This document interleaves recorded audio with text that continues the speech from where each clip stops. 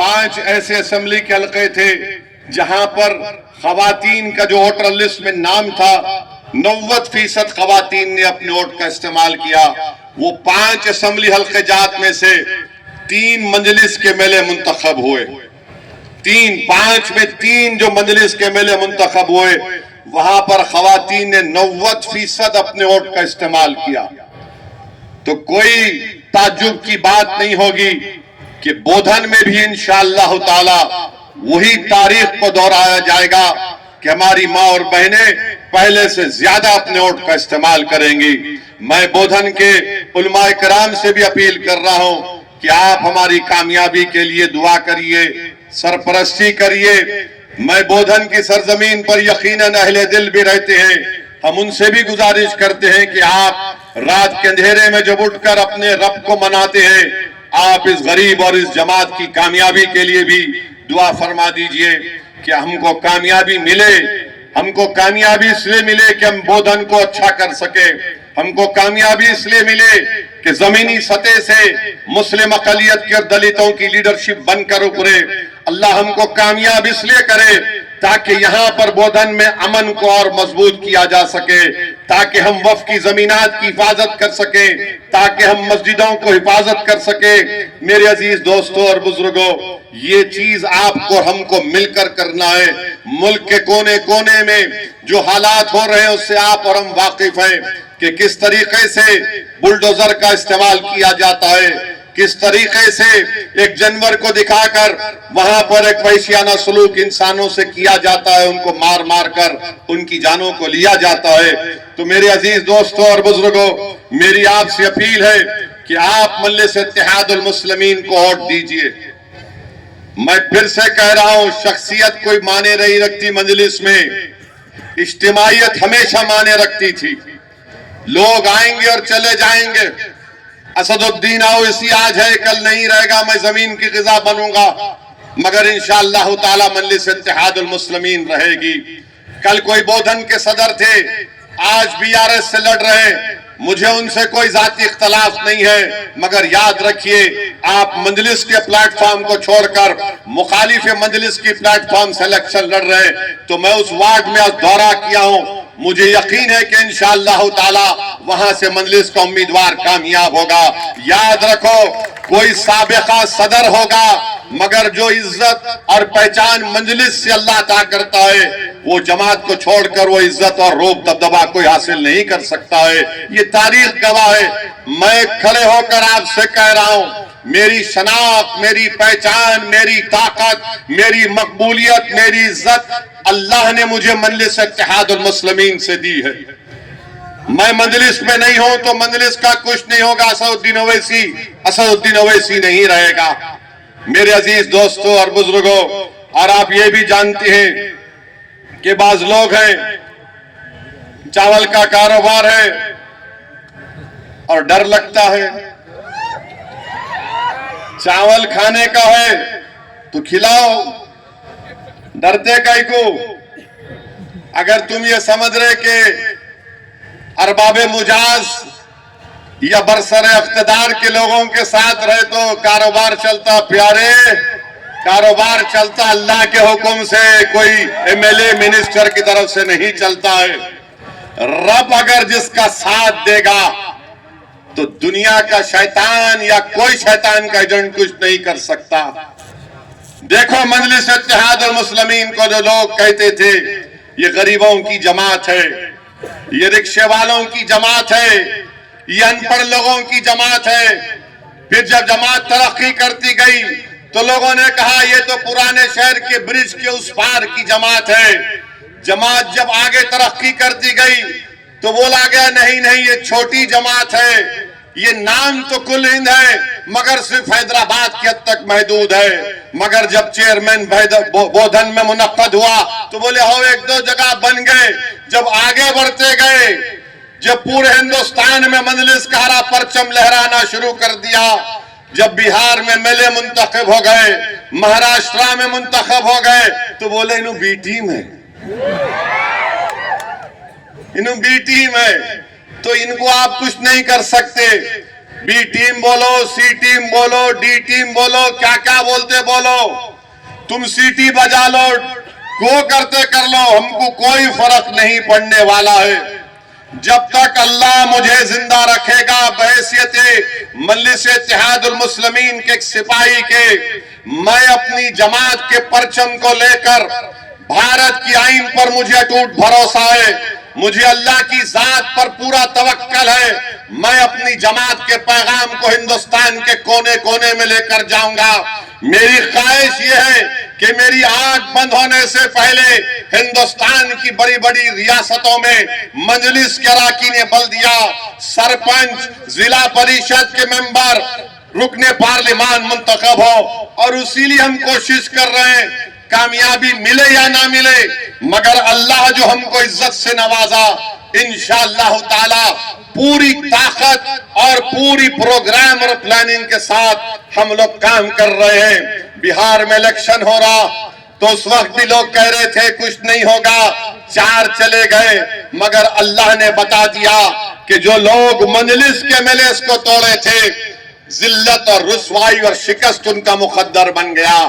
तेजस्वी लालू का बेटा हमारे 4 एमएलए को तोड़ा, और सुन लो जो लोग मजलिस छोड़कर जा रहे, तुमको अगर आज इस्तेमाल किया जा रहा है तो तुम्हारी दौलत की वजह से नहीं, इसलिए कि तुम्हारे माथे पर एक ठप्पा है मजलिस इत्तेहादुल मुस्लिमीन का, इसलिए तुमको इस्तेमाल किया जा रहा है। मगर जिन्होंने 4 एमएलए को तोड़ा, 3 को टिकट नहीं दिया। कोचा दामन के हाजी साहब, मुझे मालूम हुआ तो मैंने उनके बेटे को फोन किया, गुड्डू बाबू को।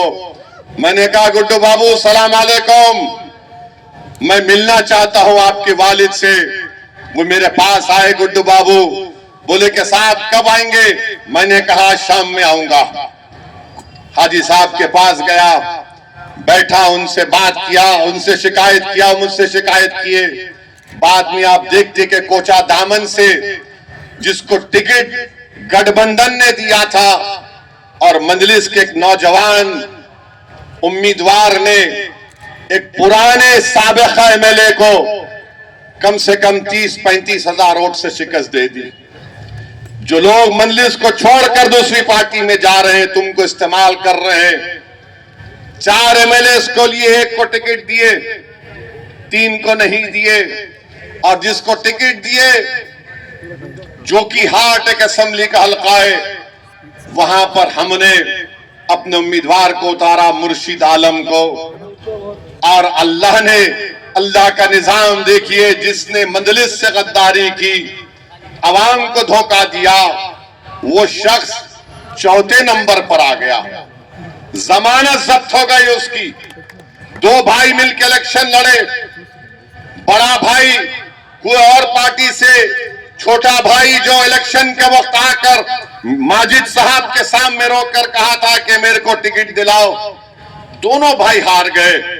जनता ने बता दिया कि खानदान वानदान कुछ नहीं है। जब अवाम वोट डालने जाती तो खानदान को पानदान बना के थूक के जाती उसके ऊपर।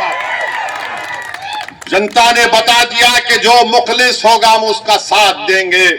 तो मजलिस के जितने उम्मीदवार हैं, अल्हम्दुलिल्लाह वो आपकी खिदमत करेंगे, बहैसियत खादिम के तौर पर बोधन की आवाम की खिदमत करेंगे। वो कभी भेदभाव नहीं करेंगे। हमारे दलित उम्मीदवार भी हैं, आदिवासी उम्मीदवार भी हैं, हमारी बेटियां भी हैं, बहनें भी हैं, मजलिस के जिम्मेदार भी हैं।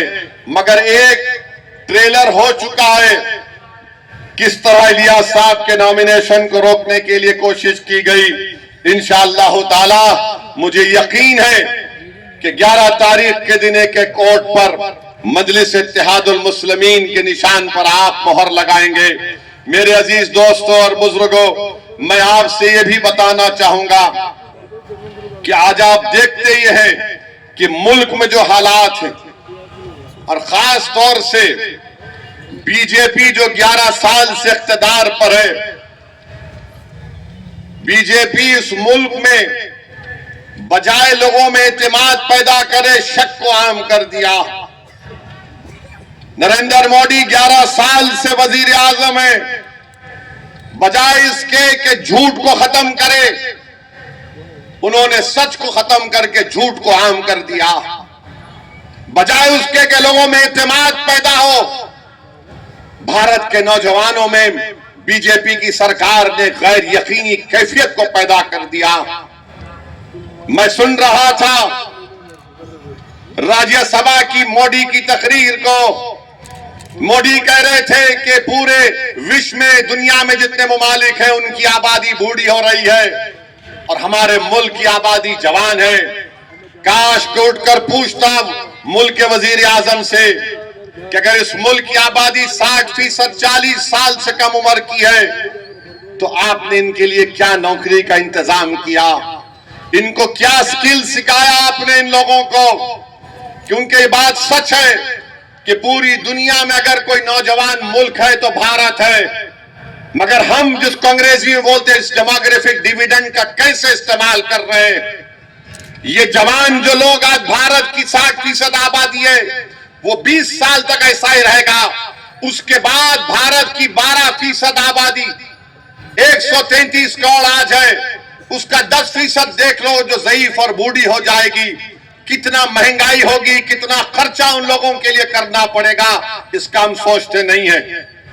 बजाय उसके क्या बोलते, मुसलमान इतनी आबादी बढ़ रही, मुसलमान बच्चे पैदा कर रहे। जालिमों, 2021 तक मुसलमानों की आबादी स्टेबलाइज हो जाएगी। इस मुल्क में कभी भी मुसलमानों की आबादी हमारे हिंदू भाई बहन की आबादी से आगे नहीं जाएगी। अब बात इनको समझ में आ रही कि 25-30 साल के बाद इस मुल्क की आबादी बूढ़ी होगी। तो आरएसएस के मोहन भागवत बोल रहे कम से कम 3 पैदा करो, खुद तो नहीं करे अलग बात है वो। चंद्रबाबू नायडू बोल रहे 3, उन्होंने 1 पे रुक गए।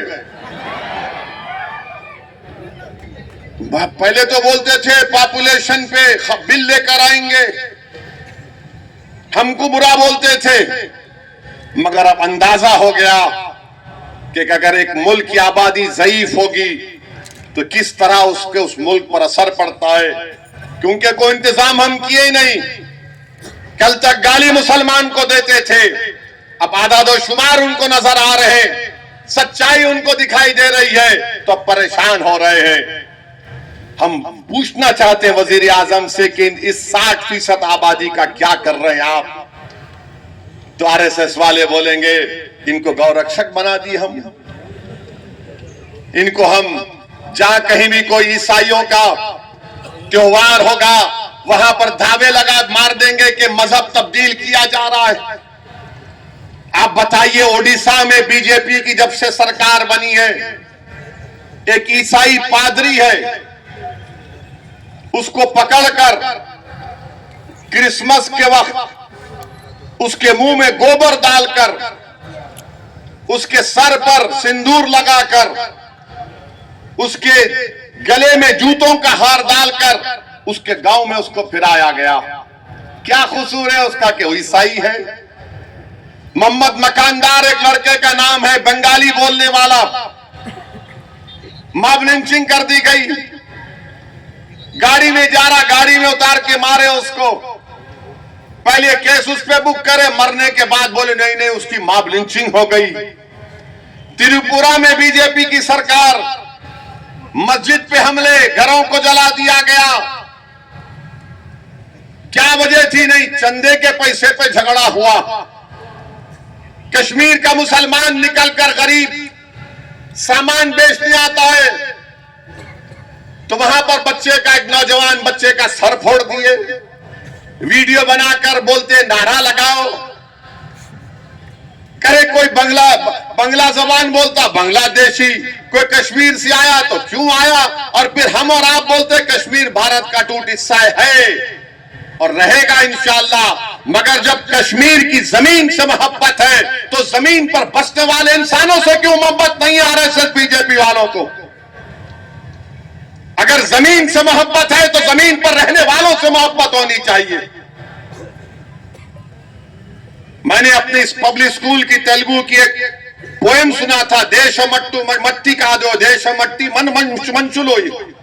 मैं सुना था, ये शायद तेलुगु का तलफ़ुज़ गलत होगा, हमारे तेलुगु के टीचर थे सांबशिवराव साहब, सिखाते थे हमको, देश की मट्टी तो जमीन पर रहने वालों से है ना, मगर उससे मोहब्बत नहीं। हर जगह आप देख लो। अने आप बताइए, सोमनाथ की मंदिर पर यकीनन हमले हुए, उससे कोई इनकार नहीं कर सका, तारीख का हिस्सा है, मगर भारत के वजीर आजम बोलते हैं कि उसमें कौन लोग थे आज देश में रह रहे। अरे 1100 साल पुराना वाकया, उन्हें कौन उसका जिंदा है क्या मालूम। मगर गोलवालकर, ऐसा हो रही, गोलवालकर ऑर्गेनाइजर मैगजीन में लिख के दिए कि सोमनाथ की मंदिर को जब लूटा जा रहा था तो हिंदू राजा भी साथ थे। बोलो मोदी जी कौन थे वो? माने हर चीज को नेशनल सिक्योरिटी एडवाइजर है, बोलते तारीख का बदला लो। किससे बदला लेंगे आप? किससे बदला लेंगे बोलो? चलो शुरू करो, बदला लेते हैं। रावण के जुल्म का बदला कौन लेगा?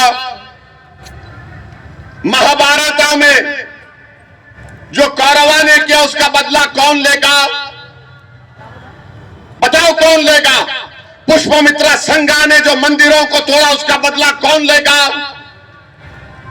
मौर्य के जमाने में हुन आए थे, उन्होंने क्या किया उसका बदला कौन लेगा? दिल्ली की सड़कों पर सिखों के खून की होली खेली गई, उसका बदला कौन लेगा? आसाम में नल्ली मैसेकर हुआ, 4000 मुसलमानों को रातों रात काट के फेंक दिया गया, उसका बदला कौन लेगा? अरे कब तक बदले की बात कर रहे? कब तक तुम बदला बदला बोलोगे? अरे कभी तो कुछ तो गरीब को दो। हजारों नहीं, लाखों नहीं, करोड़ों बच्चे इस देश में भूखे सोते हैं रात में। उन भूखे सोने वाले बच्चों का पेट खाली होता तो उसका बदला कौन लेगा? जो नौजवान बेरोजगार है उनका बदला कौन लेगा? उसकी बात नहीं करते, मगर बात करते नफरत की बात। अरे बदला लेना छोड़ो, तुम बदलो पहले, पहचानो जिम्मेदारी तुम्हारी क्या है। और फिर मैं अब बीजेपी वालों से पूछना चाह रहा हूं, ये आरएसएस बड़ी मोहब्बत के दावे करते, यूजीसी का रेगुलेशन बनाए, रेगुलेशन में क्या लिखा हुआ है कि यूनिवर्सिटी कॉलेज में अगर कोई बैकवर्ड क्लास का बच्चा, दलित, अकलियत, आदिवासी बच्चों से नाइंसाफी होगी तो उसका तरीक़ेकार ये होगा। पूरे मुल्क में एक तूफान मचा दिए, इसमें बीजेपी तूफान मचाई। टीवी पे जितने 6 बजे से लेकर शाम में 9 बजे तक जो लोग बैठ के ज्ञान बांटते, खाली ज्ञान बांटते, या जीरो रहता, कुछ भी नहीं रहता। मैं जानता हूं लोगों को। नहीं, कैसा होगा? उनसे अगर डिस्क्रिमिनेशन हुआ तो क्या होगा? सुप्रीम कोर्ट का मसला गया। मोदी सरकार जो रेगुलेशन निकाली यूजीसी का, उसको प्रोटेक्ट नहीं कर सके आप। बताइए आप क्या होगा? और सुनो आरएसएस वालों, बीजेपी वालों, तुम भारत से राष्ट्रवाद, देशभक्ति की बात करते हो ना।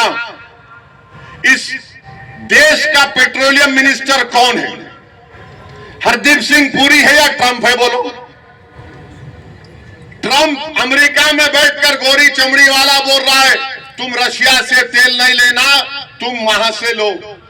अबे तू होता कौन है भाई?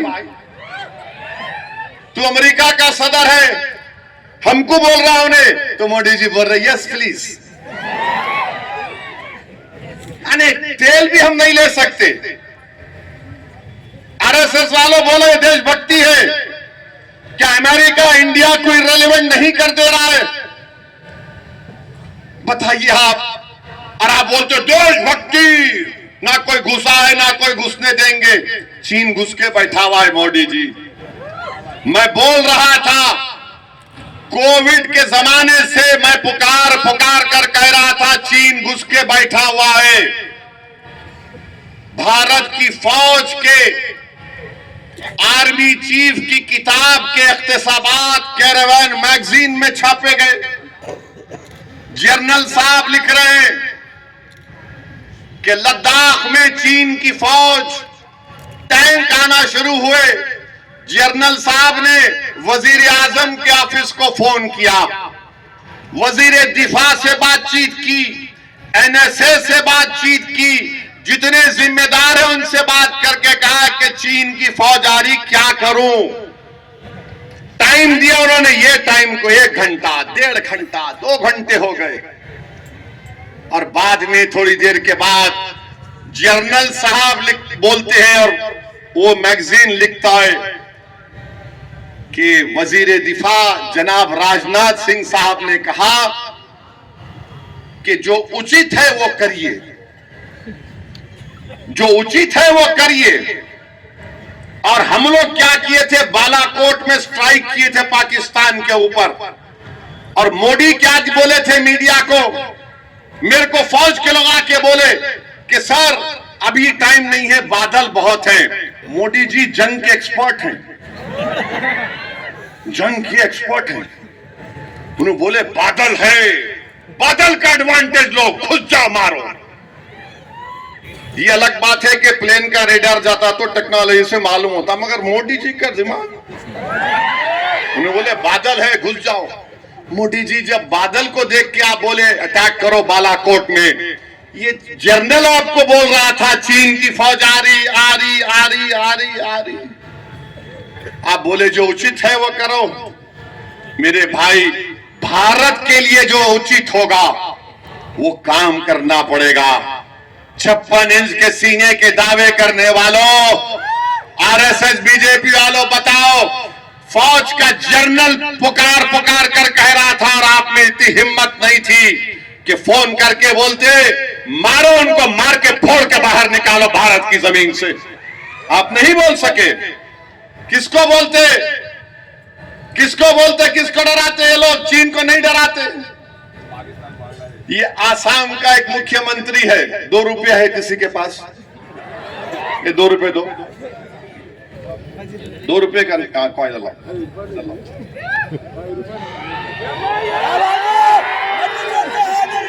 ये 2 रुपये है। आसाम का चीफ मिनिस्टर बोल रहा है कि अगर वहां के मियां मुसलमान ऑटो में किसी को बिठा कर लेकर गए, 5 रुपये अगर ऑटो का किराया तो 4 रुपये दो। हेमंत बिस्व शर्मा, ये 2 रुपये की भीख तेरे को देता हूं मैं, लेता क्या तू? बोल बोल, तू 2 रुपये का भिखारी है, मेरे को, मैं जानता हूं तेरे को। तू सिर्फ इतना कम आदमी है, इतना छोटा आदमी है कि गरीब जो ऑटो चलाता 5 रुपये 4 रुपये ले कहां लेता? बोल, देता हूं आके तेरे को, डालू तेरे अकाउंट में, डाल दूं ये 2 रुपये को। बताइए आप, क्या है ये? भारत के आईन पर कसम खाते हम तमाम लोग। वो आईन बोलता है कि सब बराबर हैं, कोई भेदभाव नहीं करना चाहिए, मुख्यमंत्री हो, किसी को भी, प्राइम मिनिस्टर हो, मगर बोलता नहीं मियां होंगे तो ऐसा करेंगे। वोट डालना है तो बांग्लादेश में जाके वोट डालो। आसाम में तरकारी की कीमत बढ़ गई तो मियां जिम्मेदार है। अरे क्या है ये? तुम क्या करना चाहते हो? और बोलता है कि अब जब ये होगा, एसआईआर होगा तो नाम निकाल देंगे। लो भाई 2 रुपये आपके, अब नहीं ले तो बोल रहा हूं, नहीं लो।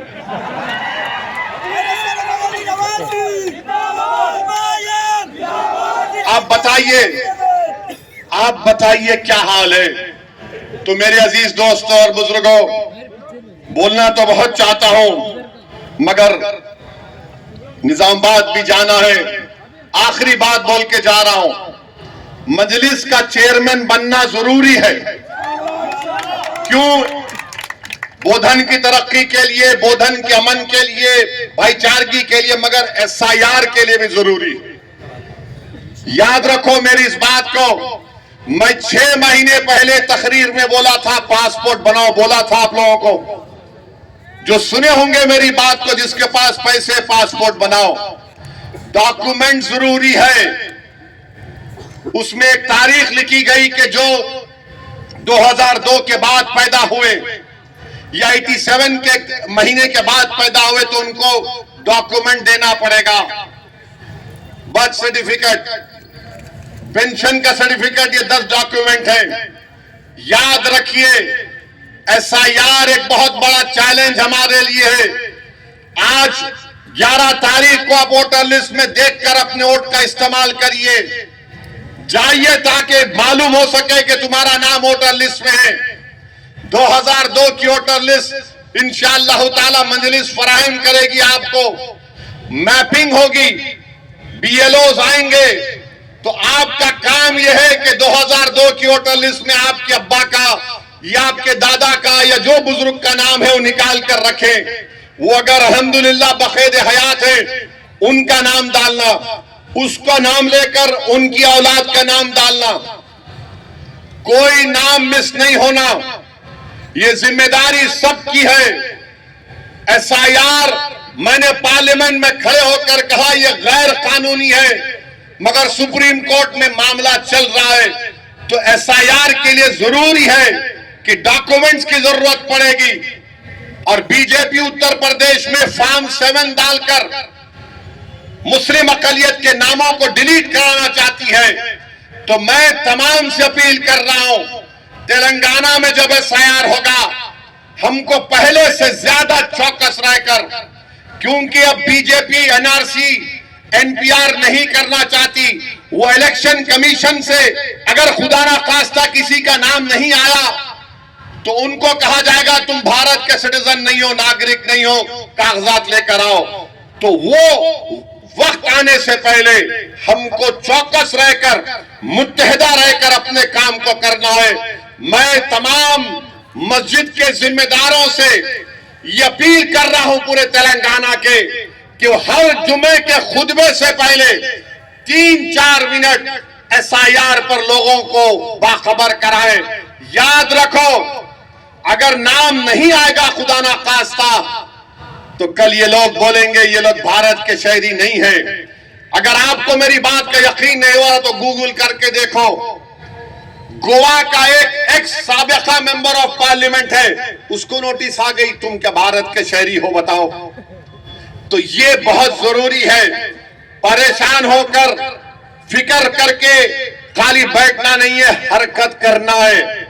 मजलिस भी आपकी रहबरी करेगी। हम सबको मिलकर ये कोशिश करना है कि एक एक शख्स का जेन्युइन नाम वोटर लिस्ट में एसआईआर में आए। सुप्रीम कोर्ट क्या फैसला देगा मेरे को पता नहीं है, मगर हमारी जिम्मेदारी है कि इस इलेक्शन में वोट डालिए, ताकि वो भी एक सबूत आपका रहेगा कि हमने वोट डाला। और जब एसआईआर शुरू होगा तो मैपिंग सही तरीके से होनी चाहिए, डॉक्यूमेंटेशन हमको तैयार करना है तो तैयार किया जाएगा। तो ये बात आपसे कहना था। मैं आप तमाम का शुक्रिया अदा करता हूं कि आज आप अपना कीमती वक्त निकाल कर यहाँ पर आए। मजलिस इत्तेहादुल मुस्लिमीन जिंदाबाद, मजलिस इत्तेहादुल मुस्लिमीन जिंदाबाद, नारे तकबीर, नारे तकबीर। चल सेलफोन की लाइट तो खोल।